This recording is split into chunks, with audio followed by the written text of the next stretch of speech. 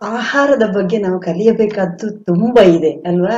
ನಮ್ಮ ದೇಹದಲ್ಲಿ ನೀರು ಎಷ್ಟು ಇದೆ, ಪ್ರತಿದಿನ ನಾವು ಎಷ್ಟು ನೀರು ಕುಡಿಬೇಕು, ನಾವು ನಮ್ಮ ದೇಹದಲ್ಲಿ ಉತ್ಪತ್ತಿಯಾದಂತಹ ತ್ಯಾಜ್ಯ ವಸ್ತುಗಳನ್ನು ನಾವು ಹೇಗೆ ಹೊರಗೆ ಹಾಕ್ತೇವೆ, ನಮಗೆ ಸ್ಥೂಲತೆ ಹೇಗೆ ಬರ್ತದೆ ಅಥವಾ ವೀಕ್ನೆಸ್ ಹೇಗೆ ಬರ್ತದೆ, ಹಿಮೋಗ್ಲೋಬಿನ್ ಇತ್ಯಾದಿಗಳ ಉತ್ಪಾದನೆಗೆ ಬೇಕಾದಂತಹ ವಸ್ತುಗಳು ಯಾವುದು, ಕುಂಠಿತ ಬೆಳವಣಿಗೆ, ಮಾನಸಿಕ ಅಸ್ವಸ್ಥತೆ, ಮಾಂಸಖಂಡಗಳ ಇಳಿಬೀಳುವಿಕೆ, ಈ ತರದ ಸಮಸ್ಯೆಗಳು ಕಂಡಂತಹ ಮಗುವಿಗೆ ಏನು ಸಮಸ್ಯೆ ಆಗಿದೆ, ಇವುಗಳ ಬಗ್ಗೆ ಎಲ್ಲ ನಾವು ಇವತ್ತಿನ ಪಾಠದಲ್ಲಿ ನೋಡುವ.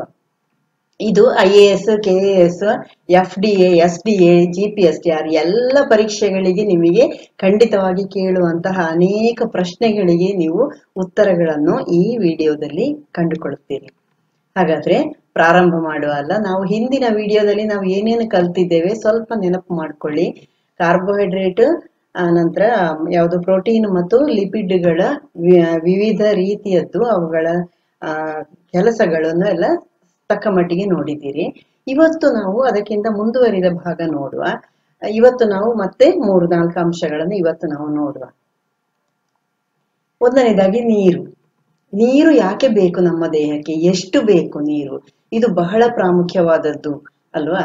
ಯಾಕೆ ನಮ್ಮ ದೇಹದಲ್ಲಿ ಸುಮಾರು 65-70% ನಮ್ಮ ದೇಹದಲ್ಲಿ ನೀರು ಇದೆ. ನೀರು ಒಂದು ಸಾರ್ವತ್ರಿಕ ದ್ರಾವಕ. ಈ ವಿಷಯವನ್ನು ನಾನು ಇಲ್ಲಿ ಯಾಕೆ ಹೇಳುತ್ತೇನೆ, ರಸಾಯನಶಾಸ್ತ್ರ ಪಾಠದಲ್ಲಿ ಓಕೆ, ಇಲ್ಲಿ ಯಾಕೆ ಅಂತ ಕೇಳ್ಬೋದು ನೀವು. ನೀರು ಸಾರ್ವತ್ರಿಕ ದ್ರಾವಕ ಆದ ಕಾರಣವೇ ನಮ್ಮ ದೇಹ ಅದನ್ನು ಹೆಚ್ಚಾಗಿ ಬಳಕೆ ಮಾಡುದು. ಅಂದ್ರೆ ನಾವು ಅನೇಕ ವಿಧದ ಆಹಾರಗಳನ್ನು ಸೇವಿಸ್ತೇವೆ, ಅದರಲ್ಲಿ ಅನೇಕ ವಿಧದ ಲವಣಗಳು ಇರ್ತದಲ್ವಾ, ಆ ಲವಣಗಳನ್ನೆಲ್ಲ ನೀರು ಕರಗಿಸಿಕೊಳ್ತದೆ. ಅರ್ಥ ಆಯ್ತಲ್ಲ? ಹಾಗಾಗಿ ಅದು ಸಾರ್ವತ್ರಿಕ ದ್ರಾವಕ. ಅನೇಕ ಲವಣಗಳನ್ನು ಕರಗಿಸಿಕೊಳ್ಳುವ ಕಾರಣ ಸಾರ್ವತ್ರಿಕ ದ್ರಾವಕ. ಹಾಗಾಗಿಯೇ ಅದು ನಮ್ಮ ದೇಹದಲ್ಲಿ ಕೂಡ ತುಂಬಾ ಅವಶ್ಯಕವಾಗಿ ಬೇಕಾದದ್ದು. ಎಷ್ಟು ಪರ್ಸೆಂಟ್ ಇದೆ? ಸುಮಾರು 65-70% ನಮ್ಮ ದೇಹದ ತೂಕದಲ್ಲಿ ನೀರಿನ ಅಂಶವೇ ಇರುವಂತದ್ದು. ಇನ್ನು ಈ ನೀರು ಯಾವುದಕ್ಕೆಲ್ಲ ಬೇಕು ನೋಡುವ. ಆರೋಗ್ಯವಂತ ಮನುಷ್ಯನಿಗೆ ಎಷ್ಟು ಲೀಟರ್ ಬೇಕು, ಅದು ನಿಮಗೆ ಅನೇಕ ಪರೀಕ್ಷೆಗಳಲ್ಲಿ ಕೂಡ ಕೇಳಿದ 5-6 ಲೀಟರಿನಷ್ಟು ನೀರು ನೀವು ಪ್ರತಿ ದಿವಸ ತಗೊಳ್ಳೇಬೇಕು. ನೀರು ತಗೊಳ್ಳುದಂದ್ರೇನು, ನೀವು ಕುಡಿದಂತಹ ಟೀ, ಕಾಫಿ ಅಥವಾ ಸಾರು ಅಥವಾ ಸೂಪ್, ಇದು ಎಲ್ಲವನ್ನು ಸೇರಿಸಿಕೊಂಡು 5-6 ಲೀಟರ್ ಅಂತ ಲೆಕ್ಕ. ಅದು ಹೊರತಾಗಿಂತ ಅಲ್ಲ. ಇನ್ನು ನಮ್ಮ ದೇಹದ ಎಲ್ಲ ಚಯಾಪಚಯ ಕ್ರಿಯೆಗಳಿಗೆ ನೀರು ಅವಶ್ಯಕ. ಚಯಾಪಚಯ ಕ್ರಿಯೆಗಳು ಅಂದ್ರೇನು? ಉಸಿರಾಟ ಕ್ರಿಯೆ, ಅನಂತರ ರಕ್ತ ದೇಹದ ಎಲ್ಲಾ ಭಾಗಗಳಿಗೆ ಹೋಗುವಂತಹ ಕ್ರಿಯೆ, ಅನಂತರ ಕಿಣ್ವಗಳು ಬೇರೆ ಬೇರೆ ಆಹಾರ ವಸ್ತುಗಳನ್ನೆಲ್ಲ ವಿಭಜನೆ ಮಾಡಿ ಅದರಿಂದ ಶಕ್ತಿ ಬಿಡುಗಡೆ ಮಾಡ್ತದೆ. ಇವುಗಳೆಲ್ಲ ಚಯಾಪಚಯ ಕ್ರಿಯೆಗಳಲ್ಲೇ ಸೇರಿತು.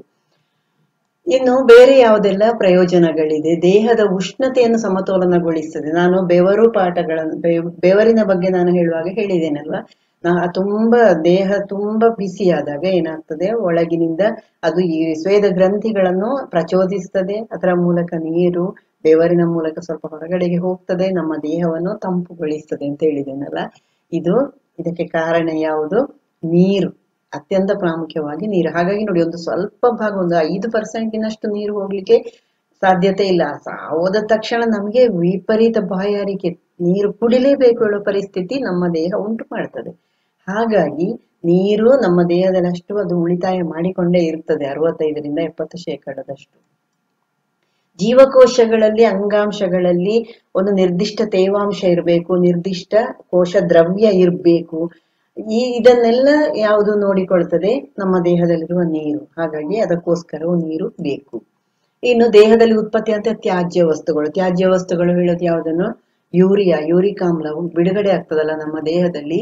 ಇದು ಹೊರಗಡೆಗೆ ಹೋಗ್ಬೇಕಿದ್ರೆ ಖಂಡಿತವಾಗಿ ಯಾವ್ದು ಬೇಕು? ನೀರು ಸಾಕಷ್ಟು ಕುಡಿಬೇಕು. ನೀವು ಕೆಲವು ಬೇಸಿಗೆ ಸಮಯದಲ್ಲಿ ನೀವು ಎಲ್ಲಾದ್ರೂ ತುಂಬಾ ಟ್ರಾವೆಲ್ ಮಾಡಿ ಬಂದ ನಂತರ ನಿಮಗೆ ಅದು ಅನುಭವ ಆಗ್ತದೆ. ಮೂತ್ರ ಸರಿಯಾಗಿ ಹೋಗುದಿಲ್ಲ, ಮೂತ್ರ ಕಟ್ಟಿದಾಗೆ ಆಗ್ತದೆ, ಮೂತ್ರ ಹಳದಿ ಬಣ್ಣಕ್ಕೆ ಬಂದಿರ್ತದೆ. ಇದೆಲ್ಲ ಏನನ್ನು ಸೂಚಿಸ್ತದೆ? ನೀವು ಸರಿಯಾಗಿ ನೀರನ್ನು ಕುಡಿಲಿಲ್ಲ ಅಂತ ಸೂಚಿಸ್ತದೆ. ಸಾಕಷ್ಟು ನೀರನ್ನು ಕುಡಿಬೇಕು. ಇನ್ನು ನಾರು ಪದಾರ್ಥಗಳು ನಮ್ಮ ಆಹಾರದಲ್ಲಿ ಯಾಕೆ ಬೇಕು? ನಾರು ಪದಾರ್ಥಗಳು ಅಂದ್ರೆ ಏನು? ಯಾವುದರ ಮೂಲಕ ನಾವು ನಾರು ಪದಾರ್ಥಗಳನ್ನು ಪಡಿಬಹುದು? ನಾರು ಪದಾರ್ಥಗಳು ಅಂದ್ರೆ ನೀವು ಬಸಳೆ, ಹರಿವೆ, ಬಾಳೆದಿಂಡು, ನುಗ್ಗೆಕಾಯಿ ಇವುಗಳನ್ನೆಲ್ಲ ನೀವು ಸೇವಿಸ್ತೀರಲ್ಲ, ಅದರಲ್ಲೆಲ್ಲ ಸಾಕಷ್ಟು ಪ್ರಮಾಣದಲ್ಲಿ ನಾರು ಪದಾರ್ಥಗಳು ಇರ್ತದೆ. ಇನ್ನು ಹಣ್ಣುಗಳ ಸಿಪ್ಪೆ ಸಮೇತ, ನೀವು ಕೆಲವು ಹಣ್ಣುಗಳನ್ನು ಸಿಪ್ಪೆ ಸಮೇತ ತಿನ್ಬೇಕು. ಉದಾಹರಣೆಗೆ ಯಾವುದು? ಸಪೋಟ ಹಣ್ಣು ಇರ್ಬೋದು, ಪೇರಳೆ, ಅನಂತರ ಇದು ಯಾವುದು ಮುಸುಂಬಿ, ಆರೆಂಜ್, ಇವುಗಳನ್ನೆಲ್ಲ ನೀವು ಸಿಪ್ಪೆ ಸಹಿತವಾಗಿ ತಿನ್ಬೇಕು. ಯಾಕೆ? ಇದು ಅದರಲ್ಲಿರುವಂತಹ ನಾರಿನ ಅಂಶ ನಿಮ್ಮ ದೇಹಕ್ಕೆ ಬೇಕು. ಅದನ್ನೆಲ್ಲ ಜ್ಯೂಸ್ ಮಾಡಿಕೊಂಡು ಕುಡಿಯುವುದಲ್ಲ, ಅದು ಹಾಗೆ ರಫೇಜ್ ಅಥವಾ ನಾರು ಪದಾರ್ಥಗಳು ನಿಮ್ಮ ದೇಹಕ್ಕೆ ಸೇರ್ಬೇಕು. ಯಾಕೆ? ಇದು ಯಾವುದೇ ಪೋಷಕಾಂಶಗಳನ್ನು ಕೊಡುವುದಿಲ್ಲ. ಯಾಕಂದ್ರೆ ಇದು ಸೆಲ್ಯುಲೋಸ್, ನಾನು ಮೊನ್ನೆಯ ವಿಡಿಯೋದಲ್ಲಿ ಹೇಳಿದ್ದೇನಲ್ವಾ, ಇದು ನಮ್ಮ ದೇಹದಲ್ಲಿ ಜೀರ್ಣಕ್ರಿಯೆಗೆ ಅದು ಸಹಾಯ ಮಾಡುವುದಲ್ಲ. ಆದ್ರೆ ತ್ಯಾಜ್ಯ ವಸ್ತುವನ್ನು ಹೊರ ಹಾಕ್ಲಿಕ್ಕೆ ಅದು ಉಪಯೋಗ ಆಗಿದೆ. ಅಂದ್ರೆ ಏನು? ನಾವು ತಿಂದ ಆಹಾರ ಜೀರ್ಣ ಆಯ್ತು, ಸಣ್ಣ ಕರುಳಿಗೆ ಹೋಯ್ತು, ದೊಡ್ಡ ಕರುಳಿಗೆ ಹೋಯ್ತು, ಅನಂತರ ಮಲಕೂಪಕ್ಕೆ ಹೋಗ್ತದೆ. ಆ ದೊಡ್ಡ ಕರುಳಿನಿಂದ ಅದು ಮುಂದಕ್ಕೆ ಹೋಗುವಾಗ ಏನಾಗಿರ್ತದೆ, ದೇಹದಕ್ಕೆ ಬೇಕಾದಂತಹ ನೀರಿನ ಅಂಶ, ಲವಣಗಳನ್ನು ಎಲ್ಲವನ್ನು ಹೀರಿಕೊಂಡಾಗಿರ್ತದೆ.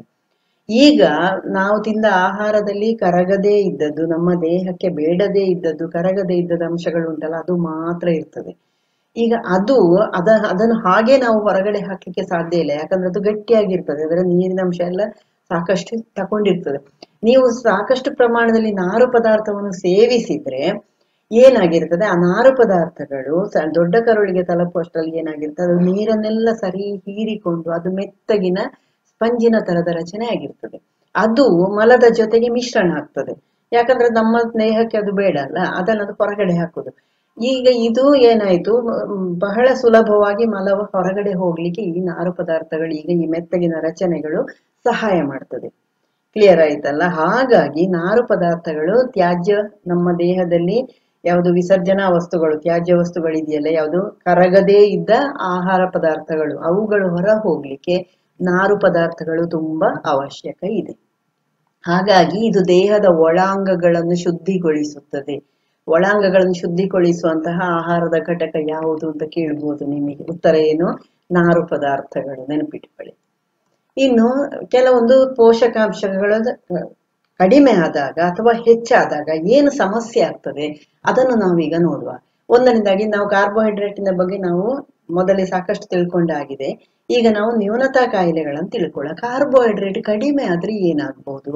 ಇಲ್ಲಿ ನೋಡಿ, ಒಬ್ಬ ಓಡ್ತಾ ಇದ್ದಾನೆ, ಅವನಿಗೆ ಎಷ್ಟು ಸುಸ್ತಾಗಿದೆ, ಬಾಯಿ ಬಿಟ್ಟುಕೊಂಡಿದ್ದಾನೆ, ಹೇಗಿದ್ದಾನೆ ನೋಡಿ, ತುಂಬಾ ಸುಸ್ತಾಗಿದೆ ಅವನಿಗೆ. ಯಾಕೆ? ಅವನ ದೇಹದಲ್ಲಿ ಶಕ್ತಿಯ ಕೊರತೆ ಇದೆ, ಅಂದ್ರೆ ಕಾರ್ಬೋಹೈಡ್ರೇಟಿನ ಕೊರತೆ ಇದೆ. ಕೊರತೆ ಆದಾಗ ಹಾಗಾದ್ರೆ ಏನಾಗ್ತದೆ?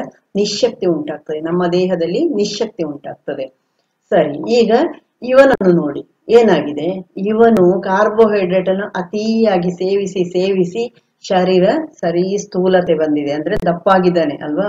ಇದು ಕೊಬ್ಬು ಶೇಖರಣೆಗೆ ಸಹಾಯ ಆಗ್ತದೆ. ಯಾವುದು? ಸಕ್ಕರೆ ಅಂಶ ನಮ್ಮ ದೇಹದಲ್ಲಿ ಜಾಸ್ತಿ ಆಗ್ತಾ ಹೋದ್ರೆ ಸ್ಥೂಲತೆ ಜಾಸ್ತಿ ಆಗ್ತಾ ಹೋಗ್ತದೆ. ಹಾಗಾಗಿ ಲೆಕ್ಕಕ್ಕಿಂತ ಜಾಸ್ತಿ ಕಾರ್ಬೋಹೈಡ್ರೇಟ್ಸ್ ಸೇವನೆ ಮಾಡಬಾರ್ದು. ಇನ್ನು ಪೋಷಣ ಮರಾಸ್ಮಸ್ ಏನಿದು? ಇಲ್ಲಿ ನೋಡಿ, ಪೋಷಣ ಮರಾಸ್ಮಸ್ ಇದ್ರೆ ಹೇಗಾಗ್ತದೆ ಅಂತ. ತಲೆ ಹೇಗಾಗಿದೆ ನೋಡಿ, ಅವನಿಗೆ ಸ್ವಲ್ಪ ಬುದ್ಧಿಮಾಂದ್ಯತೆಯೂ ಇರ್ತದೆ ಅಥವಾ ಬುದ್ಧಿ ಬೆಳವಣಿಗೆಯೂ ಆಗಿರುವುದಿಲ್ಲ. ಅವನ ಕೈ ಕಾಲುಗಳನ್ನು ನೋಡಿ, ಇಲ್ಲಿ ನೋಡಿ, ದೇಹ ನೋಡಿ ಹೇಗಿದೆ ಅಂತ. ಆ ಚರ್ಮ ಮೂಳೆಯನ್ನು ಬಿಟ್ಟುಕೊಂಡು ಎದ್ದು ಬರ್ತದೆ. ಅಂದ್ರೆ ನೀವು ಹೀಗೆ ಮಾಡುವಾಗ ನಿಮ್ಮ ಚರ್ಮ ಎದ್ದು ಬರುವುದಿಲ್ಲ ಅಲ್ಲ. ಅವರ ದೇಹದಲ್ಲಿ ನೀವು ಹೀಗೆ ಮಾಡಿದ್ರೆ ಸುಮಾರು 1 ಇಂಚಿನಷ್ಟು ಅದು ಚರ್ಮ ಬಿಟ್ಟುಕೊಂಡು ಬರ್ತದೆ. ಅಂದ್ರೆ ಯಾವುದೇ ರೀತಿಯ ಮಾಂಸಖಂಡಗಳು ಅವರಲ್ಲಿ ಕಂಡು ಬರುವುದೇ ಇಲ್ಲ. ಬಹಳ ವೀಕ್ನೆಸ್ ಆಗಿರ್ತದೆ. ಯಾವುದೇ ರೀತಿಯ ಮಾನಸಿಕ ಬೆಳವಣಿಗೆ, ದೈಹಿಕ ಬೆಳವಣಿಗೆ ಆಗುದಿಲ್ಲ. ಕುಂಠಿತ ಬೆಳವಣಿಗೆ, ಮಾನಸಿಕ ಅಸ್ವಸ್ಥತೆ, ಇದು ಮಾಂಸಖಂಡಗಳ ಇಳಿಬೀಳುವಿಕೆ ಅಂತ ಕರೀತಾರೆ. ಈ ಮಾಂಸಖಂಡ ಬಿಟ್ಟು ಈ ಚರ್ಮ ಹೊರಗಡೆ ಬರ್ತದಲ್ಲ ಉದ್ದಕ್ಕೆ, ಅದನ್ನು ಏನಂತ ಕರೀತಾರೆ? ಮಾಂಸಖಂಡಗಳ ಇಳಿಬೀಳುವಿಕೆ ಅಂತ ಕರೀತಾರೆ. ಇನ್ನು ಬಡಕಲಾದ ಕೈ ಕಾಲು ನೀವು ನೋಡಿದ್ರಿ ಅಲ್ವಾ, ಒಣ ಚರ್ಮ. ಈ ಸಾಮಾನ್ಯವಾಗಿ ಯಾರಿಗೆ ಕಂಡು ಬರುದು ಇದು? ಸಣ್ಣ ಮಗುವಿನಿಂದ ಎದೆ ಹಾಲು ಇಲ್ಲದೆ ಇರುವಂತಹ ಮಕ್ಕಳು ಇರ್ತಾರಲ್ಲ, ಅವರು ಈ ತೊಂದರೆಯಿಂದ ಬಳಲ್ತಾರೆ. ಅಂದ್ರೆ ಇಲ್ಲಿ ಕಾರ್ಬೋಹೈಡ್ರೇಟ್ ಕೂಡ ಇವರಿಗೆ ಕೊರತೆ ಆಗಿರ್ತದೆ, ಪ್ರೋಟೀನು ಕೂಡ ಕೊರತೆ ಆಗಿರ್ತದೆ. ಎದೆ ಹಾಲಿನಲ್ಲಿ ಅದೆರಡು ಬಹಳ ಪ್ರಮುಖವಾಗಿ ನಮ್ಮ ದೇಹಕ್ಕೆ ಬೇಕಾಗುವಂಥದ್ದಲ್ಲ. ಅದು ಆ ಮಗುವಿಗೆ ಸಿಗದೇ ಇದ್ದಾಗ ಏನಾಗ್ತದೆ? ಪೋಷಣ ಮರಾಸ್ಮಸ್ ಉಂಟಾಗ್ತದೆ. ಈಗ ಇನ್ನೊಂದು ರೋಗ ನೋಡಿ, ಇದು ನೋಡಿ, ಇದು ಯಾವುದು ಹಾಗಾದ್ರೆ? ಈಗ ಊಹಿಸಿರ್ತೀರಿ ಅಲ್ಲ, ಪ್ರೋಟೀನ್ ನ್ಯೂನತಾ ಕಾಯಿಲೆಯಲ್ಲಿ ಎರಡಿದೆ, ಒಂದು ಪೋಷಣ ಮರಾಸ್ಮಸ್, ಇನ್ನೊಂದು ಯಾವುದು? ಕ್ವಾಶಿಯಾರ್ಕರ್. ಇಲ್ಲಿ ಪ್ರಶ್ನೆಯನ್ನು ಕೇಳ್ತಾರೆ ನಿಮಗೆ, ಕ್ವಾಶಿಯಾರ್ಕರ್ ಮತ್ತೆ ಇದಕ್ಕಿರುವಂತಹ ಪೋಷಣ ಮರಾಸ್ಮಸ್ಸಿಗಿರುವ ಪ್ರಮುಖ ವ್ಯತ್ಯಾಸ ಅಂತ. ಅದು ಹೆಚ್ಚಾಗಿ ಹಾಲುಣ್ಣುವ ಶಿಶುಗಳಲ್ಲಿ ಅದು ಕಂಡು ಬಂದಾಗಿರ್ತದೆ. ಯಾಕಂದ್ರೆ ಹಾಲಿನ ಕೊರತೆ, ಎದೆ ಹಾಲಿನ ಕೊರತೆಯಿಂದಲೇ ಬರುದು. ಅಲ್ಲಿ ಮಾಂಸಖಂಡಗಳ ಇಳು ಬೀಳುವಿಕೆ ಇರ್ತದೆ, ತಲೆ ದೊಡ್ಡದಾಗಿರ್ತದೆ. ಆದ್ರೆ ಇಲ್ಲಿ ನೋಡಿ ಅವನ ಹೊಟ್ಟೆ ನೋಡಿ, ಈ ಮಗುವಿನ ಹೊಟ್ಟೆ ಹೇಗಿದೆ ನೋಡಿ, ಇಷ್ಟು ದಪ್ಪ ಹೊಟ್ಟೆ ಬಂದಿದೆ ಮಗುವಿಗೆ, ಆಯ್ತಾ. ಅದರ ಜೊತೆಗೆ ಕಾಲು ನೋಡಿ, ಕಾಲು ದಪ್ಪ ಇದೆ, ಊದಿಕೊಂಡಿದೆ ಕಾಲು, ಕಾಲು ದಪ್ಪಾಗಿ ಊದಿಕೊಂಡದ್ದು, ನೀರು ಬಂದಾಗಿರ್ತದೆ, ಕಾಲಿಗೆ ನೀರು ಬಂದಾಗೆ ಅಂತ ಹೇಳ್ತೇವಲ್ಲ, ದಪ್ಪ ದಪ್ಪ ಒಂಥರ ಇರ್ತದೆ. ಇದು ರಕ್ತಹೀನತೆಯನ್ನು ಸೂಚಿಸ್ತದೆ. ಹಾಗಾದ್ರೆ ಇದರ ಉಳಿದ ಲಕ್ಷಣಗಳೇನೇನು ನೋಡುವ. ಕುಂಠಿತ ಬೆಳವಣಿಗೆ ಅದರಲ್ಲಿಯೂ ಇದೆ. ಹಸಿವಿಲ್ಲದಿರುವುದು, ರಕ್ತಹೀನತೆ, ಊದಿದ ಕಣ್ಣುಗಳು, ದೊಡ್ಡ ಹೊಟ್ಟೆ, ಕಪ್ಪಾದ ಚರ್ಮ, ಚರ್ಮದ ಬಣ್ಣವೇ ಕಪ್ಪು ಕಪ್ಪಾಗಿರ್ತದೆ, ಅತಿಯಾದ ಆಮಶಂಕೆ ಆಗ್ತದೆ, ಸ್ನಾಯು ಕ್ಷೀಣತೆ ಉಂಟಾಗ್ತದೆ, ಕೈ ಪಾದ ಮುಖ ಎಲ್ಲ ಊದಿಕೊಳ್ತದೆ, ನೀರು ತುಂಬಿದಾಗೆ ಊದಿಕೊಳ್ಳೋದು ಅಂತ ಹೇಳಿದ್ನಲ್ಲ. ಇದೆಲ್ಲ ಸಮಸ್ಯೆ ಯಾವಾಗ ಬರ್ತದೆ? ಕ್ವಾಶಿಯಾರ್ಕರ್ ಪ್ರೋಟೀನಿನ ಕೊರತೆಯಿಂದ. ಹಾಗಿದ್ರೆ ಇವುಗಳನ್ನು ಈ ಮಕ್ಕಳಿಗೆ ಕ್ವಾಶಿಯಾರ್ಕರ್ ಅಥವಾ ಪೋಷಣ ಮರಸ ಬಾರದೇ ಇದ್ದ ಹಾಗೆ ಏನ್ ಮಾಡ್ಬೇಕು? ಸಾಕಷ್ಟು ಪ್ರೋಟೀನ್ ಇರುವಂತಹ ಆಹಾರವನ್ನು ಅವರಿಗೆ ಕೊಡ್ಬೇಕು. ಇನ್ನೊಂದು ಹಾಲಿಲ್ಲದ ಮಗು ಅಂತ ಹೇಳಿದ್ನಲ್ಲ, ಹಾಲು ಕುಡಿಯದಿದ್ದ, ಅಮ್ಮನ ಹಾಲು ಕುಡಿಯದಿದ್ದ ಮಗು, ಅದಕ್ಕೆ ಇತರ ಹಾಲನ್ನಾದ್ರೂ ಕೊಟ್ಟು ಅದನ್ನು ಪೋಷಣೆ ಮಾಡಬೇಕು. ಇನ್ನು ಕೊಬ್ಬು ಜಾಸ್ತಿ ಆದ್ರೆ ಏನಾಗ್ತದೆ, ಕಡಿಮೆ ಆದ್ರೆ ಏನಾಗ್ತದೆ ನೋಡುವ. ಕೊಬ್ಬು ಕಡಿಮೆ ಆದ್ರೆ ಮೈಯಲ್ಲಿ ಅಲ್ಲಲ್ಲಿ ಬೆಂಕಿ ಸುಟ್ಟಾಗ ಒಂದು ಕೆಂಪು ಕೆಂಪು ಗುಳ್ಳೆ ಬರ್ತದಲ್ಲ, ಆ ರೀತಿಯ ಗುಳ್ಳೆಗಳು ಬರ್ತದೆ. ಅದು ತುಂಬಾ ಉರಿ ಕೂಡ ಇರ್ತದೆ. ಇದು ಕೊಬ್ಬಿನ ಪ್ರಮಾಣ ನಮ್ಮ ದೇಹಕ್ಕೆ ಕಡಿಮೆ ಆದ್ರೆ ಆಗುವಂತಹ ಸಮಸ್ಯೆ. ಇದು ಮಾತ್ರ ಅಲ್ಲ, ಚರ್ಮ ಎಲ್ಲ ಒಣಕಲಾಗ್ತದೆ, ನಂತರ ಕೂದಲೆಲ್ಲ ಒರಟಾಗ್ತದೆ, ಮುಖದಲ್ಲಿ ಒಂದು ಕಾಂತಿ ಇರುವುದಿಲ್ಲ, ಒಂದು ಆಯಿಲ್ ಶೈನಿಂಗ್ ಇರ್ಬೇಕಲ್ಲ, ಅದು ಇರುವುದಿಲ್ಲ. ಇನ್ನು ಹೆಚ್ಚಾದ್ರೆ ಏನಾಗ್ತದೆ, ಇದು ಏನು ಕೊಬ್ಬು ಅಲ್ಲಲ್ಲಿ ಶೇಖರಣೆ ಆಗ್ತದೆ, ರಕ್ತನಾಳಗಳಲ್ಲಿ ಅದು ಶೇಖರಣೆ ಆಗ್ತದೆ. ಇದರಿಂದಾಗಿ ಏನಾಗ್ಬೋದು? ಹಾರ್ಟ್ ಫೇಲ್ ಆಗ್ಬೋದು, ರಕ್ತನಾಳಗಳು ಬ್ಲಾಕ್ ಆಗುವಂತದ್ದಾಗ್ತದೆ, ರಕ್ತನಾಳಗಳಲ್ಲಿ ರಕ್ತ ಹರಿಲಿಕ್ಕೆ ತಡೆ ಉಂಟಾಗ್ತದೆ, ಅದು ಡೆಪಾಸಿಟ್ ಆಗ್ತದೆ ಅಲ್ಲಲ್ಲಿ. ಹಾಗಾಗಿ ಇನ್ನು ಹಾಗಾದ್ರೆ ನಮಗೆ ಎಷ್ಟು ಶಕ್ತಿ ಬೇಕು? ಸಾಮಾನ್ಯವಾಗಿ ಇಲ್ಲಿ ಹಾಕಿದ್ದೇನೆ ನೋಡಿ, ಮಕ್ಕಳು 1 ರಿಂದ 6 ತಿಂಗಳಿನ ಮಕ್ಕಳಿಗೆ ಎಷ್ಟು ಕಿಲೋ ಕ್ಯಾಲರಿ ಎಷ್ಟು ಅಥವಾ ಎಷ್ಟು ಜೌಲಿನಷ್ಟು ಅಂತ ಕೊಟ್ಟಿದ್ದಾರೆ ಇಲ್ಲಿ. 2350 ರಿಂದ 3600 ತನಕ, 6 ರಿಂದ 12ರವರಿಗೆ 3040 ರಿಂದ 5150, ಈ ರೀತಿ ಇಲ್ಲಿ ಒಂದು ಕೊಟ್ಟಿದ್ದಾರೆ, ಓದಿಕೊಳ್ಳಿ. 11 ರಿಂದ 14 ವರ್ಷದ ಮಕ್ಕಳಿಗೆ 8400 ರಿಂದ 15540 ಬೇಕು. ಯಾಕೆ?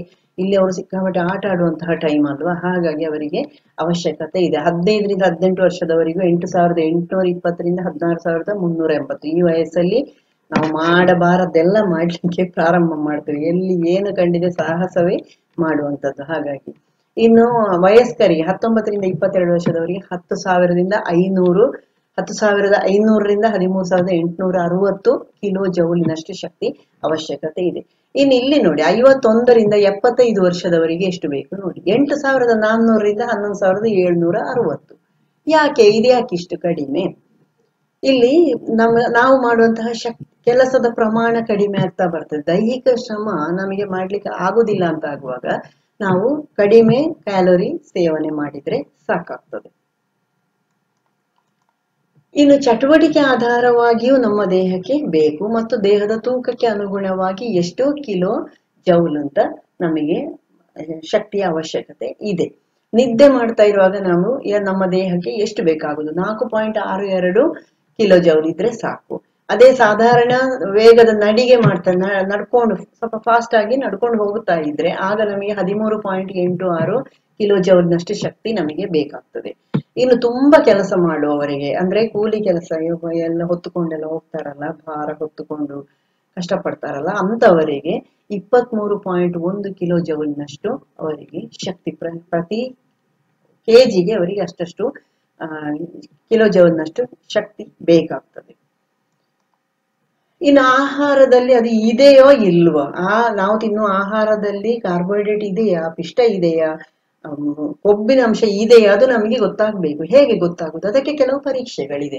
ಉದಾಹರಣೆಗೆ ಪಿಷ್ಟ ಪರೀಕ್ಷೆ ನಿಮಗೆಲ್ಲರಿಗೂ ಗೊತ್ತಿರುವಂತದ್ದೇ. ಅದು ಅಯೋಡಿನ್, ಒಂದು ದುರ್ಬಲ ಅಯೋಡಿನ್ ದ್ರಾವಣವನ್ನು, ಅಂದ್ರೆ ಅಯೋಡಿನ್ ಹರಳು ರೂಪದಲ್ಲಿ ಸಿಗ್ತದೆ ಅಥವಾ ದ್ರವ ರೂಪದಲ್ಲಿ ಇರ್ತದೆ, ಅದನ್ನೊಂದು ಪ್ರಮಾಣದಲ್ಲಿ ತಗೊಳ್ಳಿ, ಅದಕ್ಕೆ ಬೇಯಿಸಿದ ಆಹಾರವನ್ನು ಹಾಕಿ ಕಲಕಿ, ಆಗ ಅದು ನೀಲಿ ಬಣ್ಣಕ್ಕೆ, ಅಂದ್ರೆ ನೀವು ಸ್ವಲ್ಪ ಅಯೋಡಿನ್ ತಕೊಂಡ್ರೆ ನೀಲಿ ಬಣ್ಣಕ್ಕೆ ತಿರುಗ್ತದೆ, ನೀವು ಸ್ವಲ್ಪ ಜಾಸ್ತಿ ಅಯೋಡಿನ್ ತಗೊಂಡ್ರೆ ಅದು ಡಾರ್ಕ್ ಕಪ್ಪು ಬಣ್ಣಕ್ಕೆ ಬರ್ತದೆ. ಇಲ್ಲಿ ನೋಡಿ, ಟೆಸ್ಟ್ ಮಾಡಿದ್ರದ್ದು ಚಿತ್ರ ಇದೆ ಇಲ್ಲಿ. ನೀರಿಗೆ ಹಾಕಿದಾಗ ಅದು ಅದೇ ಬಣ್ಣ ಇತ್ತು. ನೀವೆಷ್ಟು ಹಾಕಿದ್ರು ಅದೊಂಥರ ಬ್ರೌನಿಶ್ ಕಲರ್ ಇರ್ತದೆ ಅದಕ್ಕೆ ಲಿಕ್ವಿಡ್ ಆದಾಗ, ಅಂದ್ರೆ ದ್ರಾವಣ ಆದಾಗ. ಇನ್ನು ಸ್ಟಾರ್ಚ್ ಅಂದ್ರೆ ಗಂಜಿ ತೆಳಿ ಇದೆಯಲ್ಲ, ಅದಕ್ಕೆ ಹಾಕಿದ ತಕ್ಷಣ ನೋಡಿ ಕಪ್ಪು ಬಣ್ಣಕ್ಕೆ ತಿರುಗ್ತದೆ. ನೀವು ಅನ್ನವನ್ನು ಹಿಸುಕಿ ಅದಕ್ಕೆ ಹಾಕಿದ್ರೆ ಅದು ಕೂಡ ನೀಲಿ ಬಣ್ಣಕ್ಕೆ ತಿರುಗ್ತದೆ. ಆಲೂಗಡ್ಡೆ ಬೇಯಿಸಿ ಅದಕ್ಕೆ ಹಾಕಿದ್ರೆ ಅದು ಕೂಡ ಪಿಷ್ಟ ಅದರಲ್ಲಿರುವುದು, ಹಾಗಾಗಿ ಅದು ಸಿಗ್ತದೆ. ಅದೇ ನೀವು ಮೊಟ್ಟೆಯನ್ನು ಹಾಕಿದ್ರೆ ಮೊಟ್ಟೆಯ ಪೀಸು ಬಿಳಿ ಬಣ್ಣವೇ ಇರ್ತದೆ, ಅದು ನೀಲಿ ಬಣ್ಣಕ್ಕೆ ತಿರುಗುವುದಿಲ್ಲ. ಅಂದ್ರೆ ಅದರ ಅರ್ಥ ಏನು, ಅದರಲ್ಲಿ ಪಿಷ್ಟ ಇಲ್ಲ ಅಂತ ಅರ್ಥ. ಆ ರೀತಿ. ನೆಕ್ಸ್ಟ್ ಸಕ್ಕರೆ, ನೀವು ಯಾವುದು ಹಣ್ಣುಗಳ ಸಕ್ಕರೆ ಇರ್ಬೋದು ಅಥವಾ ಯಾವುದೇ ಇದನ್ನು ನೀವು ಟೆಸ್ಟ್ ಮಾಡುವಾಗ ನೀವು ಬೆನೆಡಿಕ್ಟ್ ದ್ರಾವಣವನ್ನು ಹಾಕಬೇಕು. ಬೆನೆಡಿಕ್ಟ್ ದ್ರಾವಣ ಅಂದ್ರೆ ತಾಮ್ರ ಸಲ್ಫೇಟು, ಸೋಡಿಯಂ ಸಿಟ್ರೇಟು, ಸೋಡಿಯಂ ಕಾರ್ಬೋನೇಟ್ಗಳ ಮಿಶ್ರಣ. ಅದೊಂದು ಲಿಕ್ವಿಡ್ ಸಿಗ್ತದೆ ನಿಮಗೆ ಇಲ್ಲಿ ಮೆಡಿಕಲ್ಸ್ ಅಲ್ಲಿ ಕೇಳಿದ್ರೆ ಬೆನೆಡಿಕ್ಟ್ ದ್ರಾವಣ ಕೊಡ್ತಾರೆ, ಅಥವಾ ಲ್ಯಾಬ್ಗಳಲ್ಲಿ ಸಿಗ್ತದೆ. ನೀವು ಅದಕ್ಕೆ ಹಾಕುವಾಗ ಇದೊಂದು ವಿಶೇಷ, ನೀವು ಬಾಳೆಹಣ್ಣು ಹಾಕಿದಾಗ ಅದಕ್ಕೆ ಬೇರೆ ಕಲರ್ ಬಂದಿರ್ತದೆ, ಮಾವಿನ ಹಣ್ಣಿನ ರಸವನ್ನು ಅದಕ್ಕೆ ಹಾಕಿದ್ರೆ ಅದಕ್ಕೆ ಬೇರೆ ಬಣ್ಣ ಬಂದಿರ್ತದೆ, ಆಪಲ್ ರಸವನ್ನು ಹಾಕಿದ್ರೆ ಅದಕ್ಕೆ ಬೇರೆ ಬಣ್ಣ ಬಂದಿರ್ತದೆ. ಒರಿಜಿನಲಿ ಅದು ಡಾರ್ಕ್ ಬ್ಲೂ ಇರ್ತದೆ ಸಾಮಾನ್ಯವಾಗಿ. ಈಗ ನೀವು ಹಾಕಿದಾಗ ಅದರಲ್ಲಿ ವ್ಯತ್ಯಾಸಗಳು ಬರ್ತದೆ. ಇಲ್ಲಿ ಸುಕ್ರೋಸ್ ಹಾಕಿದಾಗ ನೋಡಿ ಲೈಟ್ ಕಲರ್ ಬಂತು, ಯಾವುದು ಬ್ಲೂವೇ ಲೈಟ್ ಕಲರ್ ಬಂದಿದೆ. ಫ್ರಕ್ಟೋಸ್ ಹಾಕುವಾಗ ಬೇರೆ ಕಲರ್ ಬಂದಿದೆ, ಗ್ಲೂಕೋಸ್ ಹಾಕುವಾಗ ಇನ್ನು ಸ್ವಲ್ಪ ಬೇರೆ ರೆಡ್ಡಿಶ್ ಕಲರ್ ಬರ್ತದೆ, ಬೇರೆ ಬೇರೆ ಬರ್ತದೆ ಬಣ್ಣಗಳು. ಇನ್ನು ಕೊಬ್ಬಿನ ಪದಾರ್ಥ, ಇದನ್ನು ನೋಡ್ಲಿಕ್ಕೆ ಬಹಳ ಸುಲಭ. ನೀವು ಶೇಂಗಾದಲ್ಲಿ ಉಂಟಾ ಅಂತ ನೋಡ್ಲಿಕ್ಕೆ ಒಂದು ವೈಟ್ ಪೇಪರ್ ತಗೊಳ್ಳಿ, ಒಂದು ಶೇಂಗಾವನ್ನು ಸ್ವಲ್ಪ ಜಜ್ಜಿ ಅದರ ಮೇಲೆ ಇಟ್ಟು ಸ್ವಲ್ಪ ಜಜ್ಜಿ ಪೇಪರ್ ಅನ್ನು ಸ್ವಲ್ಪ ಪ್ರೆಸ್ ಮಾಡಿ, ಆನಂತರ ಅದರಿಂದ ನೀವು ಹಾಕಿದ ಬೀಜಗಳನ್ನು ತೆಗೀರಿ, ಅದನ್ನು ನೀವು ಬೆಳಕಿಗೆ ಹಿಡೀರಿ. ಅದು ಪಾರದರ್ಶಕ ಕಂಡ್ರೆ ಅದರಲ್ಲಿ ಎಣ್ಣೆ ಇದೆ ಅಂತ ಅರ್ಥ. ಬಹಳ ಸುಲಭವಾಗಿ ನೋಡಬಹುದಾದ ಟೆಸ್ಟ್ ಅದು. ಇನ್ನೊಂದು ಪ್ರೋಟೀನಿಗೆ ನೀವು ಇದು ಬೇಯಿಸಿದ ಮೊಟ್ಟೆ ಇರ್ಬೋದು ಅಥವಾ ಏನೇ ಇರ್ಬೋದು, ಅದನ್ನು ತೆಕ್ಕೊಂಡು ಅದಕ್ಕೆ ಸ್ವಲ್ಪ ನೈಟ್ರಿಕ್ ಆಮ್ಲವನ್ನು ಹಾಕಿ. ನೀವು ದುರ್ಬಲ ನೈಟ್ರಿಕ್ ಆಮ್ಲ ಹಾಕಿದ್ರು ಅದು ಹಳದಿ ಬಣ್ಣಕ್ಕೆ ತಿರುಗ್ತದೆ. ಆನಂತರ ಅದನ್ನು ಆ ದ್ರವವನ್ನು ಚೆಲ್ಲಿ ಇದು ಹಳದಿ ಬಣ್ಣಕ್ಕೆ ಬಂದ ಪೀಸ್ ಇದೆಯಲ್ಲ ಅದರ ಮೇಲೆಗೆ ನೀವು ಅಮೋನಿಯಂ ಹೈಡ್ರಾಕ್ಸೈಡ್ ಅನ್ನು ಹಾಕಿ. ಅದು ಕಿತ್ತಳೆ ಬಣ್ಣಕ್ಕೆ ತಿರುಗಬಹುದು, ಅಥವಾ ನೀವು ಸ್ವಲ್ಪ ಜಾಸ್ತಿ ಹಾಕಿದ್ರೆ ಅದು ಕೆಂಪು ಬಣ್ಣಕ್ಕೆ ತಿರುಗ್ತದೆ. ಇದು ಪ್ರೋಟೀನಿನ ಟೆಸ್ಟ್. ನೀವು ಯಾವುದೇ ಆಹಾರಾಂಶ ತಕೊಂಡು ನೀವು ಇದೆರಡು ದ್ರವವನ್ನು, ಯಾವುದು ಪ್ರಬಲ ನೈಟ್ರಿಕ್ ಆಮ್ಲ ಅಥವಾ ಸ್ವಲ್ಪ ದುರ್ಬಲ ಆದ್ರೂ ಪರವಾಗಿಲ್ಲ, ಅದು ಹಳದಿ ಬಣ್ಣಕ್ಕೆ ಬರಬೇಕು, ಅಷ್ಟು ಪ್ರಬಲ ಆದ್ರೂ ಇರಬೇಕು. ಆನಂತರ ಅದಕ್ಕೆ ನೀವೇನ್ ಮಾಡ್ಬೇಕು, ಅಮೋನಿಯಂ ಹೈಡ್ರಾಕ್ಸೈಡ್ ಅನ್ನು ಹಾಕುವಾಗ ಅದು ಕಿತ್ತಳೆ ಹಳದಿ ಬಣ್ಣ ಅಥವಾ ಕೆಂಪು ಬಣ್ಣಕ್ಕೆ ಬಂದ್ರೆ ಅದರಲ್ಲಿ ಪ್ರೋಟೀನ್ ಇದೆ ಅಂತ ಅರ್ಥ. ಹಾಗಾಗಿ ನೋಡಿ, ನಿಮಗೆ ನೆನಪು ಮಾಡ್ಕೊಳ್ಳಿ, ನೀವು PUC ಅಲ್ಲಿ ಸೈನ್ಸ್ ಎಲ್ಲ ತಕೊಂಡಾಗ ಅಥವಾ ಹೈಸ್ಕೂಲ್ ಅಲ್ಲಿ ಆದ್ರೂ ಕೂಡ ನೈಟ್ರಿಕ್ ಆಮ್ಲ ನಿಮ್ಮ ಕೈಗೆ, ದುರ್ಬಲ ನೈಟ್ರಿಕ್ ಆಮ್ಲವೇ ಕೊಡ್ತಾರೆ ನಿಮಗೆ ಅಲ್ಲಿ ಇಲ್ಲ. ದುರ್ಬಲ ನೈಟ್ರಿಕ್ ಆಮ್ಲದಲ್ಲಿ ನೀವು ಪ್ರಯೋಗ ಮಾಡಿ ಸ್ವಲ್ಪ ಹೊತ್ತಾದ ನಂತರ ನಿಮ್ಮ ಕೈಯಲ್ಲಿ ನೋಡಿಕೊಳ್ಳಿ, ಆ ಟೆಸ್ಟ್ ಟ್ಯೂಬ್ ಅಲ್ಲೆಲ್ಲ ಹಿಡಿದದೆಲ್ಲ ಇರ್ತದಲ್ಲ, ನಿಮ್ಮ ಕೈಯೆಲ್ಲ ಹಳದಿ ಬಣ್ಣ ಆಗಿರ್ತದೆ. 2-3 ದಿವಸ ಆ ಬಣ್ಣ ಇರ್ತದೆ. ನಿಮಗೆ ಲ್ಯಾಬ್ ಅಲ್ಲಿ ಪ್ರಯೋಗಗಳನ್ನು ಮಾಡಿದವರಿಗೆ ನಿಮಗದು ಗೊತ್ತಿದೆ. ಇನ್ನು ಲವಣಗಳು ಮತ್ತು ಕೆಲವಾದ್ರ ಆಕಾರಗಳು ಮತ್ತು ಅವುಗಳ ಕಾರ್ಯಗಳನ್ನು ನೋಡುವ. ಉದಾಹರಣೆಗೆ ಕಬ್ಬಿಣ ಯಾವುದಕ್ಕೆಲ್ಲ ಬೇಕು ನಮಗೆ? ಮೊನ್ನೆ ವಿಡಿಯೋದಲ್ಲಿ ಹೇಳಿದೆ ನಾನು, ಹಿಮೋಗ್ಲೋಬಿನ್, ರಕ್ತ ಮಾಂಸಖಂಡಗಳಿಗೆ ಮೂಲ ಯಾವುದು? ಕಬ್ಬಿಣವೇ. ಇನ್ನು ಇದು ಯಾವುದಲ್ಲಿ ಇರ್ತದೆ ಹೆಚ್ಚಾಗಿ? ಇಡೀ ಕಡ್ಲೆ ಉಂಟಲ್ಲ, ಯಾವುದು ಹುರಿಗಡ್ಲೆ ಮಾಡ್ತಾರಲ್ಲ ಆ ಕಡ್ಲೆ, ಸಜ್ಜೆ, ರಾಗಿ, ಮೊಟ್ಟೆ, ಬಸಳೆ, ಹಸಿರು ತರಕಾರಿಗಳಲ್ಲೆಲ್ಲ ಕಬ್ಬಿಣದ ಅಂಶ ಸಾಕಷ್ಟು ಇದೆ. ಸೊಪ್ಪು ತರಕಾರಿಗಳು ಅಂತ ಹೇಳ್ತೇವಲ್ಲ ಅದರಲ್ಲೆಲ್ಲ ಕಬ್ಬಿಣ ಸಾಕಷ್ಟು ಪ್ರಮಾಣದಲ್ಲಿ ಇದೆ. ಇನ್ನು ರಂಜಕ, ಇದು ಹಾಲು, ಸೊಪ್ಪು, ಸಜ್ಜೆ, ರಾಗಿ, ಈ ಕೆಲವು ಬಗೆಯ ಕಾಯಿಗಳು, ಇವುಗಳಲ್ಲೆಲ್ಲ ಯಾವ್ದಿರ್ತದೆ? ರಂಜಕ ಸಾಕಷ್ಟು ಇರ್ತದೆ. ಇದು ಯಾಕೆ ಬೇಕು? ಥೈರಾಕ್ಸಿನ್ ಹಾರ್ಮೋನ್ ನ ಸಂಶ್ಲೇಷಣೆಗೆ ರಂಜಕ ಬೇಕೇ ಬೇಕು. ಯಾಕೆ ಹೇಳಿ? ಥೈರಾಕ್ಸಿನ್ ವ್ಯಕ್ತಿತ್ವದ ಹಾರ್ಮೋನ್ ಅಂತ ಕರೆಯಲ್ಪಟ್ಟಿದೆ. ನಮ್ಮ ನರವ್ಯೂಹದ ಬೆಳವಣಿಗೆ ಆಗ್ಬೇಕಿದ್ರೆ ಥೈರಾಕ್ಸಿನ್ ಬೇಕೇ ಬೇಕು. ಅದರ ಉತ್ಪತ್ತಿಗೆ ರಂಜಕ ಬೇಕು. ನೋಡಿ, ಒಂದಕ್ಕೊಂದು ಹೇಗೆ ಸಂಬಂಧ ಇದೆ ನೋಡಿ. ಇನ್ನು ಶರೀರದ ಕ್ರಮಬದ್ಧ ಬೆಳವಣಿಗೆ ಆಗ್ಬೇಕು ಅಂತ ಇದ್ರೆ ರಂಜಕ ತುಂಬಾ ಅವಶ್ಯಕತೆ ಇದೆ. ಅದೇ ರೀತಿ ನಮ್ಮ ಹಲ್ಲಿನಲ್ಲಿ, ಮೂಳೆಯಲ್ಲಿ ಕೂಡ ರಂಜಕ ಇದೆ, ನೆನಪು ಮಾಡ್ಕೊಳ್ಳಿ. ನೆಕ್ಸ್ಟ್ ಪೊಟ್ಯಾಸಿಯಂ ಇದೆಯಲ್ಲ, ಇದು ಕಿತ್ತಳೆಯಲ್ಲಿ, ಮಾಂಸದಲ್ಲಿ, ಇನ್ನು ತರಕಾರಿ, ಬಾಳೆಹಣ್ಣಲ್ಲೆಲ್ಲ ಪೊಟ್ಯಾಸಿಯಂ ಸಾಕಷ್ಟಿದೆ. ಬಾಳೆಹಣ್ಣು ಬೆಸ್ಟ್, ಅದರಲ್ಲಿ ತುಂಬಾ ಪೊಟ್ಯಾಸಿಯಂ ಇದೆ ನಿಮಗೆ. ಬಾಳೆ ದಂಡಿನಲ್ಲಿಯೂ ಇದೆ, ಬಾಳೆಯ ಕಾಂಡದ ಮಧ್ಯದ್ದು ನಾವು ಪದಾರ್ಥ ಮಾಡ್ತೇವಲ್ಲ ಅದರಲ್ಲೂ ಕೂಡ ಇದೆ. ಇನ್ನು ಅದರ ಹೂವಿನಲ್ಲಿ ಕೂಡ ಸಾಕಷ್ಟು ಪ್ರಮಾಣದಲ್ಲಿ ಪೊಟ್ಯಾಸಿಯಂ, ರಂಜಕ ಎಲ್ಲ ಸಿಗ್ತದೆ ನಮಗೆ. ಹಾಗಾಗಿ ಅದನ್ನು ಖಂಡಿತವಾಗಿ ಬಳಕೆ ಮಾಡಲೇಬೇಕು. ಅದು ನರಗಳ ಬೆಳವಣಿಗೆಗೆ ಅದು ತುಂಬಾ ಅವಶ್ಯಕ ಇರುವಂತದ್ದು. ಈ ಪೊಟ್ಯಾಸಿಯಂ ಮೂಳೆ, ಹಲ್ಲುಗಳ ಬೆಳವಣಿಗೆಗೆ ಅದು ಬೇಕು. ಜೀವಕೋಶಗಳ ಶಕ್ತಿ ಬಿಡುಗಡೆ, ಚಯಾಪಚಯ ಕ್ರಿಯೆಗಳಲ್ಲಿ ಕೂಡ ಇದು ಭಾಗವಹಿಸ್ತದೆ. ಯಾವುದು? ಪೊಟ್ಯಾಸಿಯಂ.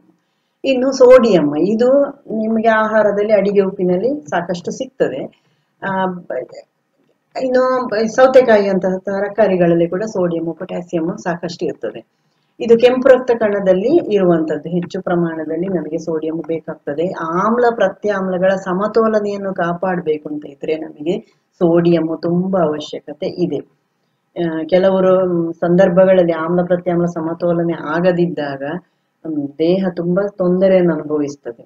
ಇನ್ನು ಮೆಗ್ನೀಷಿಯಂ, ಇದು ಧಾನ್ಯಗಳು, ಎಣ್ಣೆಕಾಳುಗಳಲ್ಲಿ ಇರ್ತದೆ, ಹಾಲಿನಲ್ಲಿ ಇರ್ತದೆ, ಮಾಂಸದಲ್ಲಿ ಇರ್ತದೆ. ಇದು ಕೂಡ ಶರೀರದ ಆಮ್ಲ ಪ್ರತ್ಯಾಮ್ಲ ಸಮತೋಲನೆಯನ್ನು ಕಾಪಾಡಲಿಕ್ಕೆ ಬೇಕಾದದ್ದು. ಅದರ ಜೊತೆಗೆ ಹೃದಯದ ಸ್ನಾಯುಗಳ ಕ್ರಿಯಾಶೀಲತೆಗೆ ಇದು ಬೇಕು. ಹೃದಯದ ಸ್ನಾಯುಗಳು ಬಹಳ ವಿಶೇಷವಂತಹ ಸ್ನಾಯುಗಳು. ನಾನು ಬೇರೆ ಸಂದರ್ಭದಲ್ಲಿ ಅದನ್ನು ಹೇಳ್ತೇನೆ. ಅದು ಸದಾ ಚಟುವಟಿಕೆಯಿಂದ ಇರಬೇಕು ಅಂತ ಇದ್ರೆ ಮ್ಯಾಗ್ನೀಷಿಯಂ ಸಾಕಷ್ಟು ಅದಕ್ಕೆ ಸಿಗ್ಲೇಬೇಕು. ನೆಕ್ಸ್ಟ್ ತಾಮ್ರ. ನಿಮಗೊಂದು ವಿಷಯ ಗೊತ್ತಾ? ತಾಮ್ರ ಕಡಿಮೆ ಆದ್ರೆ ನಮ್ಮ ದೇಹದಲ್ಲಿ, ಅದು ಕೆಲವರ ದೇಹದಲ್ಲಿ ನೀವು ನೋಡಿರ್ಬೋದು, ಲ್ಯೂಕೋಡರ್ಮ, ಬಿಳಿ ಬಿಳಿ ಪ್ಯಾಚಸ್ ಬರ್ತದಲ್ಲ, ಅದು ತಾಮ್ರದ ಕೊರತೆ ಆದಾಗ್ಲೂ ಅದೇ ಸಮಸ್ಯೆ ಆಗ್ತದೆ. ಅಂದ್ರೆ ಚರ್ಮದ ಬಣ್ಣಕ್ಕೆ ಕಾರಣ ಆಗಿರುವಂತಹ ಮೆಲನಿನ್ ಇದೆಯಲ್ಲ, ಅದು ಕಡಿಮೆ ಆಗುವಂತಹ ಸಂದರ್ಭಗಳು ಕೂಡ ಇದೆ. ಅದಕ್ಕೆ ಕೆಲವೊಂದು ಸಂದರ್ಭದಲ್ಲಿ ಅಪರೂಪಕ್ಕೆ ಅನುವಂಶೀಯ ತೊಂದರೆಗಳು ಇರ್ತದೆ. ಆದ್ರೆ ಹೆಚ್ಚಾಗಿ ಅದು ಈ ತರ ಲವಣಗಳ, ಖನಿಜಗಳ ತೊಂದರೆ ಕಡಿಮೆ ಆದ್ರೆ ಆಗುವಂತಹ ಸಮಸ್ಯೆ ಇದು. ಇದು ಎಣ್ಣೆಕಾಳುಗಳಲ್ಲಿ, ಮೀನಿನಲ್ಲೆಲ್ಲ ಸಾಕಷ್ಟು ಪ್ರಮಾಣದಲ್ಲಿ ತಾಮ್ರ ಸಿಗ್ತದೆ. ಮೂಳೆಗಳ ಘಟಕ, ಸ್ನಾಯುಗಳು, ನರಗಳ ಕೆಲಸ, ಇವುಗಳಿಗೆಲ್ಲ ಬಹಳ ಅವಶ್ಯಕವಾಗಿ ತಾಮ್ರ ಬೇಕು. ಅಯೋಡಿನ್, ಇದು ನಿಮಗೆ ತುಂಬಾ ಸಲ ಕೇಳಿದ ಪ್ರಶ್ನೆ ಇದು. ಯಾವುದಕ್ಕೆ? ಥೈರಾಕ್ಸಿನ್ ಉತ್ಪತ್ತಿಗೆ ಬೇಕೇ ಬೇಕು ಅಂತ. ಜೊತೆಗೆ ಇದು ಎಲ್ಲಿ ಸಿಗ್ತದೆ? ಸಮುದ್ರದ ಉತ್ಪನ್ನಗಳಲ್ಲೆಲ್ಲ ಸಿಗ್ತದೆ. ಸಮುದ್ರ ಉತ್ಪನ್ನಗಳು ಅಂದ್ರೆ ಏನು? ಉಪ್ಪು, ಅನಂತರ ಯಾವುದು ನೀವು ಅದರಿಂದ ಬಳಸುವಂತದ್ದು ಬೇರೆ ಏನಿದೆ? ಮೀನು ಇದೆ ಅಲ್ವಾ? ಅಡಿಗೆ ಉಪ್ಪಿನಲ್ಲಿ ನಮಗೆ ಸಾಕಷ್ಟು ಅದು ಸಿಗ್ತದೆ. ಅದು ಕರಾವಳಿ ಪ್ರದೇಶದವರಿಗೆ ನಮಗೆ ಅದು ಪ್ರಾಬ್ಲಮ್ ಇಲ್ಲ. ಒಳನಾಡಿನವರು ಕಲ್ಲುಪ್ಪು ಬಳಸಿದ್ರೆ ತುಂಬಾ ಒಳ್ಳೇದು. ಅದರಲ್ಲಿ ಅಯೋಡಿನ್ ಇದೆ. ಮತ್ತು ಅದನ್ನು ಪುಡಿ ಮಾಡಿಕೊಂಡು ಲಾಸ್ಟಿಗೆ ನಿಮ್ಮ ಅಡಿಗೆ ಮಾಡಿ ಆದ ನಂತರ ಊಟ ಮಾಡುವಾಗ ನೀವು ಅದನ್ನು ಸೇರಿಸಿಕೊಂಡು ಊಟ ಮಾಡಿದ್ರೆ ಮಾತ್ರ ನಿಮಗೆ ಅಯೋಡಿನ್ ಸಿಕ್ಕುದು. ಯಾಕಂದ್ರೆ ಇಲ್ಲದಿದ್ರೆ ನೀವು ಕುದಿಸುವಾಗಲೇ ನೀವು ಉಪ್ಪನ್ನು ಹಾಕಿದ್ರೆ ಅದರಲ್ಲಿದ್ದ ಅಯೋಡಿನ್ ಹೊರಗಡೆಗೆ ಹೋಗಿಬಿಡ್ತದೆ, ನಿಮ್ಮ ದೇಹಕ್ಕೆ ಸಿಕ್ಕುದಿಲ್ಲ. ಆಯ್ತಾ? ಹಾಗಾಗಿ ಇದು ಬಹಳ ಪ್ರಮುಖವಾಗಿ ಬೇಕಾದದ್ದು. ಇನ್ನೊಂದು ಕ್ಯಾಲ್ಸಿಯಂ, ಇದು ಬೇಕು ಅಂತ ಎಲ್ಲರಿಗೂ ಗೊತ್ತಿದೆ. ಇದು ಸ್ನಾಯುಗಳ ಸಂಕೋಚನೆ, ವಿಕಸನೆಗೆ, ಹೃದಯ ಬಡಿತ, ಹೃದಯದ ಸ್ನಾಯುಗಳ ರಚನೆಗೆ ಎಲ್ಲದಕ್ಕೂ ಇದು ಬೇಕೇ ಬೇಕು. ಅದು ಕಡಿಮೆ ಆದ ಕೂಡ ಏನಾಗ್ತದೆ ಅದೆಲ್ಲ ಮುಂದೆ ಇನ್ನೊಂದು ವಿಡಿಯೋದಲ್ಲಿ ಹೇಳ್ತೇನೆ ನಾನು. ಇವತ್ತು ಎಲ್ಲ ಇವುಗಳ ನ್ಯೂನತಾ ಕಾಯಿಲೆಗಳನ್ನೆಲ್ಲ ತಕೊಳ್ಳಿಕ್ಕೆ ಆಗಲಿಲ್ಲ. ಇದರಲ್ಲಿ ಯಾವುದರಲ್ಲಿ ಹೆಚ್ಚು ಪ್ರಮಾಣದಲ್ಲಿ ಕ್ಯಾಲ್ಸಿಯಂ ಇದೆ? ಹಾಲಿನ ಉತ್ಪನ್ನಗಳು, ಅದರಲ್ಲಿ ಹಾಲು, ಮೊಸರು, ಇವುಗಳಲ್ಲಿ ಸಾಕಷ್ಟು ಪ್ರಮಾಣ. ಇನ್ನು ಪನ್ನೀರೆಲ್ಲ ಮಾಡ್ತಿರಲ್ಲ, ಅದರಲ್ಲೆಲ್ಲ ಸಾಕಷ್ಟು ಕ್ಯಾಲ್ಸಿಯಂ ಸಿಗ್ತದೆ ನಿಮಗೆ. ಇನ್ನು ಬೀನ್ಸು, ಹಸಿ ತರಕಾರಿಗಳು, ಹಸಿರು ಬಣ್ಣದ ತರಕಾರಿಗಳು, ಧಾನ್ಯಗಳು, ಮಾಂಸ, ರಾಗಿ. ಇನ್ನು ಮರಗೆಣಸು ಅಂತ ನೋಡಿದ್ದೀರಾ ನೀವು? ಅದು ಮರದಾಗಿ ಬಳ್ಳಿಯಾಗಿ ಅದರ ಗಡ್ಡೆ ಆಗುದಲ್ಲ, ಇದು ಎತ್ತರ ಸಸ್ಯವಾಗಿ ಬೆಳೀತದೆ. ಅದರ ಟ್ಯಾಪಿಯೋಕ ಅಂತ ಕರೀತಾರಲ್ಲ, ಅದಕ್ಕೆ ಗಡ್ಡೆ ಬೆಳೀತದೆ. ಅದನ್ನು ಉಪಯೋಗ ಮಾಡುವಾಗ ಸ್ವಲ್ಪ ಕೇರ್ಫುಲ್ ಆಗಿರ್ಬೇಕು. ಅದನ್ನು ತಕ್ಷಣವೇ ತಿನ್ನುದು ಮಾಡಬಾರ್ದು. ಅದರ ಸಿಪ್ಪೆ ಎಲ್ಲ ತೆಗೆದು ಅದನ್ನು ಕಟ್ ಮಾಡಿ ನೀರಲ್ಲಿ ಇಡ್ಬೇಕು. ನೀವು ನಾಳೆ ಬಳಸುದಾದ್ರೆ ಇವತ್ತು ನೀವು ನೀರಲ್ಲಿ ಹಾಕಿ ಇಡ್ಬೇಕು. ಅದರಿಂದ ಕೆಲವು ಅಂಶಗಳು ಅದರಿಂದ ಹೋಗ್ಬೇಕು. ಅದು ಕೆಲವರಿಗೆ ಅದರದ್ದು ಹೊಟ್ಟೆ ನೋವಿನ ತರದ್ದು ಪ್ರಾಬ್ಲಮ್ ಬರ್ತದೆ. ಹಾಗಾಗಿ ಮರುದಿನಕ್ಕೆ ಅದನ್ನು ಬಳಸ್ಬೋದು. ಅದು ತುಂಬಾ ಒಳ್ಳೇದು. ಸಣ್ಣ ಮಕ್ಕಳಿಗೆ ಕೆಲವೊಂದ್ಸತಿ ಹಾಲ ಎಲರ್ಜಿ ಅಂತ ಇರ್ತದೆ. ಎದೆ ಹಾಲು ಎಲರ್ಜಿ ಆಗುವಂತಹ ಮಗು ಇರ್ತದೆ. ಅಂತಹ ಸಂದರ್ಭದಲ್ಲಿ ಆ ಟಾಪಿಯೋಕದ ಪೌಡರ್ ಇದೆಯಲ್ಲ, ಅದನ್ನು ಆಹಾರವಾಗಿ ಕೂಡ ಕೊಡ್ತಾರೆ. ಅದೇ ರೀತಿ ಬಾಳೆಕಾಯಿದು ಪೌಡರ್ ಇದೆಯಲ್ಲ, ಅದನ್ನು ಕೂಡ ಆಹಾರವಾಗಿ ಕೊಡ್ತಾರೆ. ಅದು ಬಹಳ ಪೋಷಕಾಂಶಗಳನ್ನು ಕೊಡ್ತದೆ. ಬಾಳೆ ಗಿಡ ತುಂಬಾ ಉಪಯೋಗಕಾರಿಯಾದದ್ದು. ಅದರ ಬಾಳೆಯ ದಂಡು ಇರ್ಬೋದು, ಕಾಯಿ ಇರ್ಬೋದು, ಹಣ್ಣು ಇರ್ಬೋದು, ಅದರ ಹೂ ಇರ್ಬೋದು, ಎಲ್ಲದರಲ್ಲಿಯೂ ಸಾಕಷ್ಟು ಪ್ರಮಾಣದಲ್ಲಿ ನಿಮಗೆ ಲವಣಗಳು ಸಿಗ್ತದೆ, ಈ ಖನಿಜಗಳು ಸಿಗ್ತದೆ. ಓಕೆ, ಇವತ್ತಿಗೆ ಇಷ್ಟು ಸಾಕು. ಏನಾದ್ರೂ ಡೌಟ್ಸ್ ಇದ್ರೆ ಕಮೆಂಟ್ ಬಾಕ್ಸ್ ಅಲ್ಲಿ ಹಾಕಿ, ನಾನು ರಿಪ್ಲೈ ಮಾಡ್ತೇನೆ. ಲೈಕ್ ಮಾಡಿ, ಶೇರ್ ಮಾಡಿ, ಸಬ್ಸ್ಕ್ರೈಬ್ ಮಾಡಿ, ಬೆಲ್ ಬಟನ್ ಒತ್ತಿ. ಆಗ ನನ್ನ ಎಲ್ಲ ವಿಡಿಯೋಸ್ ನಿಮಗೆ ಬರ್ತದೆ. ಧನ್ಯವಾದಗಳು.